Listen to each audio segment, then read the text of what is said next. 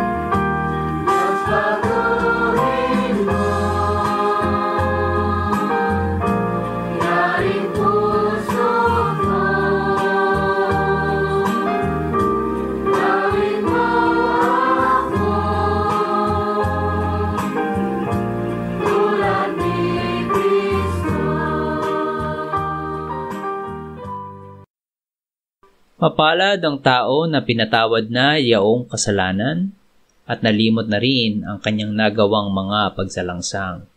Mapalad ang taong sa harap ng Panginoon ay di na pinararatangan ng kasalanan, dahilan sa siya ay hindi nanlilinlang. Nung hindi ko pa naipapahayag yaring kasalanan, sa buong maghapon ako'y nananangis sa matinding lumbay. Sa araw at gabi, bigat ng kamay mo ang nararamdaman, ano pa't wala nang nalalabi akong lakas sa katawan. Hamog ang kaparis na dagling na tuyo sa sikat ng araw. Ako ay lumapit sa iyong harapan at salay inamin. Ang aking nagawang mga pagsalansang di ko inilihim.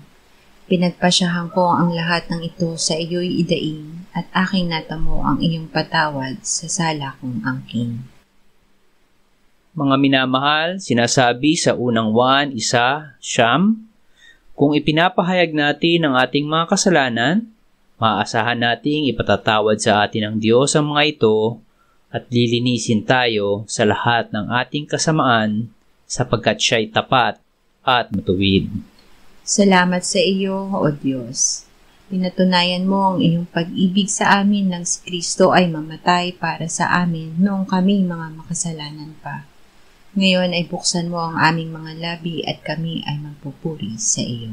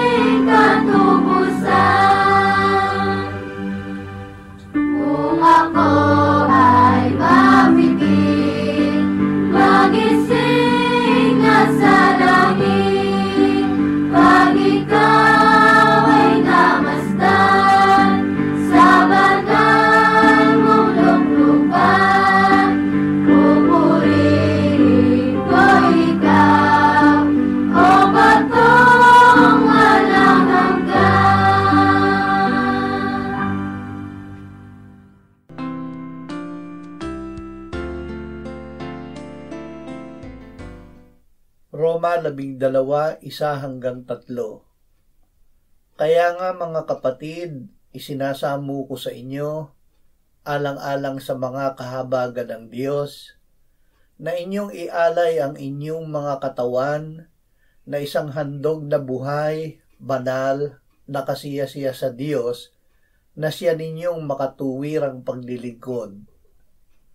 Huwag ninyong tularan ang sanlibutang ito, kundi magbago kayo sa pamamagitan ng pagbabago ng inyong pag-iisip upang mapatunayan ninyo kung alin ang mabuti, kasiya-siya at lubos na kalooban ng Diyos.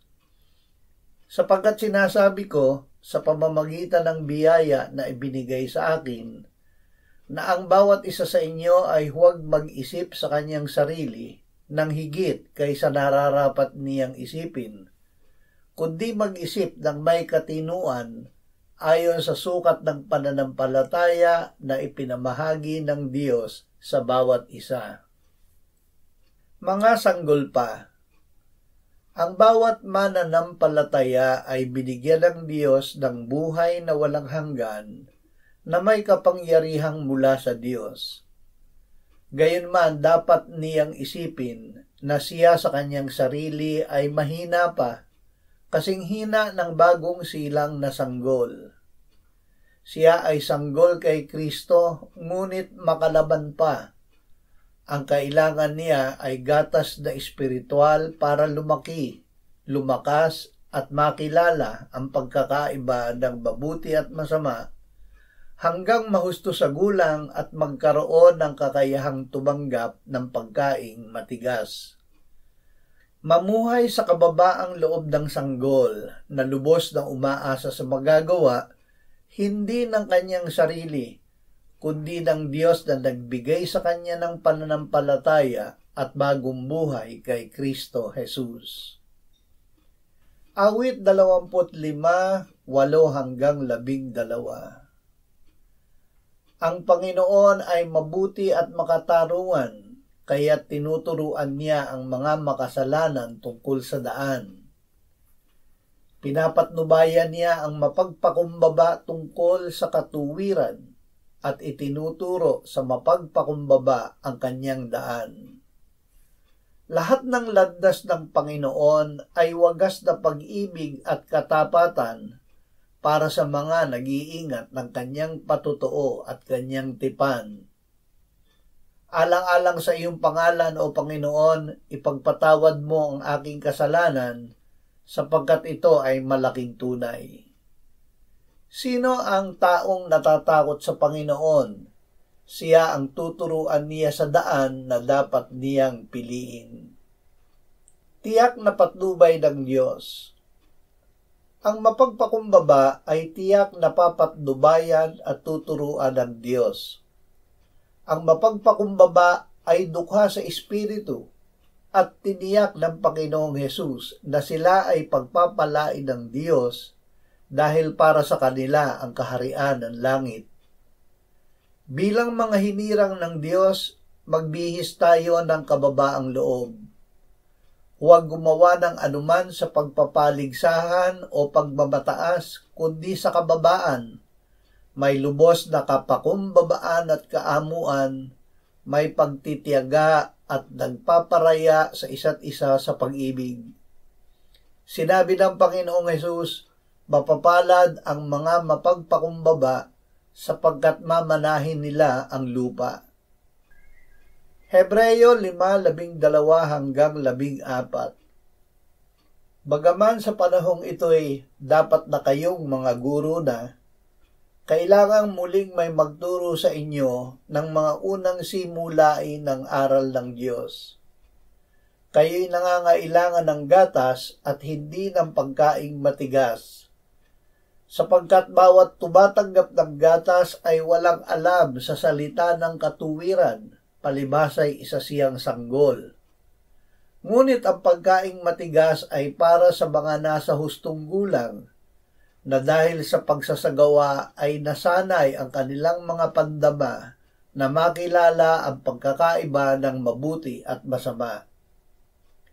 Magbalik-aral. Problema ng mananampalataya, lalo na ng mga sanggolpa sa pananampalataya, ang laban. Kahit si Apostol Pablo ay nagsabi na problema niya ang laban. Nakikita ko ang kakaibang kautusan sa aking mga bahagi na nakikipagbaka laban sa kautusan ng aking pag-iisip, at ako'y binibihag sa ilalim ng kautusan ng kasalanan na nasa bahagi ng aking katawan. Kahabag-habag na tao ako. Ngunit siya ay hindi naging desperado dahil nagbalik-aral siya sa unang simulain ng mabuting balita. Sinabi niya, "Sino ang magliligtas sa akin mula sa katawang ito ng kamatayan? Salamat sa Diyos sa pamamagitan ni Hesukristo na Panginoon natin." Mateo 8:5-9. Pagpasok niya sa Kapernaum ay lumapit sa kanya ang isang senturyon na nakikiusap sa kanya at nagsasabi, "Panginoon, ang aking alipin ay nakaratay sa bahay, lumpo at lubha siyang nahihirapan." Sinabi niya sa kanya, "Pupuntahan ko siya at pagagalingin." Ngunit sumagot ang senturyon at sinabi, "Panginoon, hindi ako karapat-dapat sa iyo na puntahan mo ang aking bahay. Ngunit sabihin mo lamang ang salita at gagaling ang aking alipin. Sapagkat ako ay isang taong nasa ilalim ng otoridad na may mga kawal na nasa ilalim ko. Sinasabi ko sa isa, humayo ka, at siya ay humahayo. At sa iba naman, halika, at siya ay lumalapit. At sa aking alipin, gawin mo ito, at ginagawa nga niya." Kapakumbabaang bunga ng pananampalataya. Ang Diyos ay nagbibigay ng isang sukat ng pananampalataya sa bawat isa sa atin. Ang sukat ng pananampalataya ng senturyon ay ang pananalig niya na dahil siya ay may otoridad na mag-utos sa kanyang mga kawal na gawin ang isang bagay, ang Panginoong Hesus ay may gayon ding otoridad. Dahil dito, pakumbaba niyang sinabi, "Panginoon, hindi ako karapat-dapat sa iyo na puntahan mo ang aking bahay. Ngunit sabihin mo lamang ang salita at gagaling ang aking alipin." At sinabi ni Jesus sa mga sumusunod sa kanya, "Katotohanang sinasabi ko sa inyo, kahit sa Israel man ay hindi ako nakatagpo ng ganito kalaking pananampalataya." At sinabi niya sa senturyon, "Humayo ka na, mangyayari para sa iyo ang ayon sa iyong pananampalataya." At gumalinga ang alipin ng oras ding iyon. Magpakumbaba. Ang bagong mananampalataya ay napakahina pa, singhina ng bagong silang na sanggol. Tunay na siya ay makakaranas ng kaligayahan at pag-ibig sa Diyos, ngunit hindi ito batayan para isipin niya na napakalakas na niya. May panganib na ang itaas niya ay ang sarili at ang kanyang nararamdaman. Ang kailangan niya ay matuto kung paano lalaki at lalakas sa Panginoong Hesus. Kailangan niyang aminin na siya ay tunay na bata pa at wala ni anumang sariling lakas, kaya't umaasa sa lahat ng bagay mula sa Diyos.